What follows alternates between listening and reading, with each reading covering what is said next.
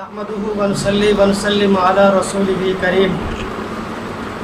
اعوذ باللہ من الشیطان الرجیم. بسم اللہ الرحمن الرحیم. وما لكم لا تقاتلون في سبيل الله والمستضعفين من الرجال والنساء والبلدان الذين يقولون ربنا اخرجنا من هذه القرية الظالم اهلها. صدق اللہ مولانا العظیم. میرے واجب الاحترام معزز علماء کرام، میں تمام حضرات سے ایک عرض کرنا چاہتا ہوں، گزارش کرنا چاہتا ہوں کہ آج ہم یہاں تمام حضرات جمع ہیں کہ فلسطین کے ساتھ ظلم کیا گیا اور اسرائیل نے ظلم کیا کہ ہم مظلوم کے ساتھ ہیں، ظالم کے ساتھ نہیں ہیں. اور مفتی حبیب صاحب دامت برکاتہم العالیہ نے ایک بات کہی کہ بھائی ہمیں جہاد کرنا چاہیے.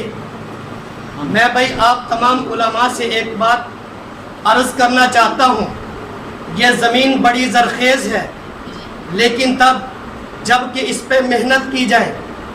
آج ہم پورا سال ہم تقریریں کرتے ہیں، اپنے منبر پر بیانات کرتے ہیں، جمعہ میں خطابات، اور میں آپ سے یہ ایک عرض کرنا چاہتا ہوں اور آپ بھی یہ سوچیں کہ پورے سال کے اندر کبھی ہم نے جہاد کی بات کی ہے؟ کیا ہم نے کبھی یہ جو لوگ ہیں ہمارے، کبھی ان کو جہاد کے بارے میں بتایا ہے؟ اور اگر کوئی عالم جہاد کے بارے میں بات کر دے تو ہم کیا کہتے ہیں؟ یہ بھائی دہشت گرد ہے، اس نے بھائی بات غلط کی ہے.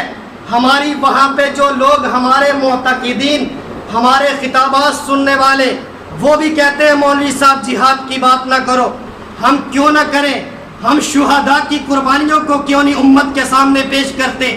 کیا ہم نبی کی زندگی کو کیوں پیش نہیں کرتے؟ ہم صحابہ کی زندگی کو کیوں پیش نہیں کرتے؟ کیا نبی نے غزوات اور سرایا نہیں بھیجے؟ نبی پاک صلی اللہ علیہ وسلم جہاد میں خود شریک نہیں ہوئے؟ کیا صحابہ نے قربانیاں نہیں دی؟ آج میرے بھائی، آج ہم بات کرتے ہیں جہاد کی. پورا سال ہم کیا کرتے ہیں؟ اگر ہم پورے سال کے اندر اپنے خطابات اور جمعہ کے اندر اگر لوگوں کو جہاد کا بتائیں، خدا کی قسم یہی لوگ ہمارے ساتھ کٹ مرنے کے لیے تیار ہیں. جہاد کی بات کرو گے تو یہ میدان جہاد کے اندر جائیں گے. لیکن اگر بھائی سال کے بعد ایک دن جمع ہو کے یہ کہہ دو بھائی جہاد اب کرو، تو بھائی پھر کوئی تیار نہیں ہوگا. ہمارے ایمان کی کمزوری ہے. اس لیے میں آپ حضرات سے عرض کرنا چاہتا ہوں، آپ میرے بڑے ہو، لیکن جہاد کی بات ہمارے منبروں سے نہیں ہوتی. اور باتیں تو ہم بڑی کر دیتے ہیں، لیکن جہاد کی بات نہیں کرتے. اگر کوئی مولوی صاحب جہاد کی بات کرتا ہے، پھر اس کو جیل کی سلاخوں میں جانا پڑتا ہے. اس لیے میرے بھائی، میں آپ حضرات سے عرض کرنا چاہتا ہوں، درد مندانہ عرض کرتا ہوں، ہم جہاد کرنے والوں کو دہشت گرد کہتے ہیں، لیکن یاد رکھنا میرے نبی نے فرمایا تھا مسلمانوں کی شان و شوکت جہاد کے اندر ہے. اگر تم جہاد کو چھوڑ دو گے تو اللہ تم پر ذلت کو مسلط کر دے گا. تو اس لیے میرے بھائی، آج ہم جو ذلیل ہو رہے ہیں یہ اسی وجہ سے. لیکن وہ پہلے مجاہد تھے جو اللہ اکبر کا نعرہ لگاتے تھے تو پھر کفر کے پاؤں زمین سے اکھڑ جایا کرتے تھے. لیکن آج تو جہاد کی بات ہی نہیں ہوتی. پورا قرآن اٹھا کے دیکھ لو کتنی آیات جہاد کے بارے میں. اس لیے میرے بھائی، میں آپ حضرات سے عرض کرتا ہوں، اپنے جمعوں کے اندر، اپنے عام مجموع کے اندر انفرادی طور پر بھی لوگوں کو جہاد کا بتائیں کہ جہاد بھی بھائی قیامت تک جاری رہے گا. اور جہاد کے اندر عزت ہے. اگر فلسطین اور اسرائیل اگر ان کو ہم فتح کر سکتے ہیں، اگر ان کا مقابلہ کر سکتے ہیں، تو زبانوں سے نہیں جہاد سے کر سکتے ہیں.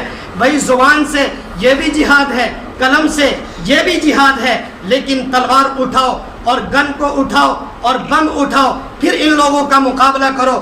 خدا کی قسم میں طالبان کو خراج تحسین پیش کرتا ہوں، جس نے امریکہ جیسوں کے وہاں پر امریکہ جیسوں کو شکست دی. اب انہوں نے کیا کیا؟ انہوں نے ان کے ساتھ مقابلہ کیا.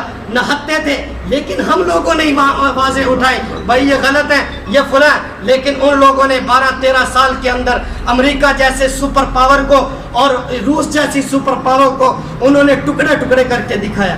اس لیے میرے بھائی، اپنے خطابات کے اندر اور اپنے بیانات کے اندر لوگوں کو جہاد پر ابھاریے. اور اللہ نے بھی قرآن میں کہا کہ لوگوں کو جہاد پہ ابھاریے، اور اس کے لیے تیاری بھی کیجیے. اور تیاری کی ہے، اس کے لیے ٹریننگ لیں.